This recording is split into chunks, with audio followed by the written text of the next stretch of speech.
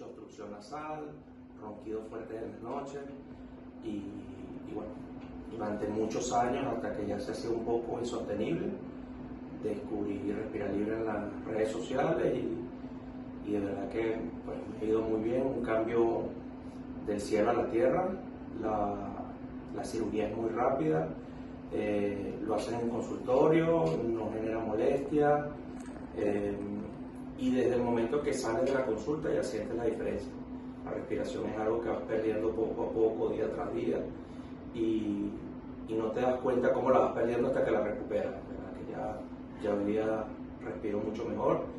¿Cuántos días tienes de operado? Solamente 13 días y verdad que me siento como si tuviese una nariz nueva, bastante recomendable.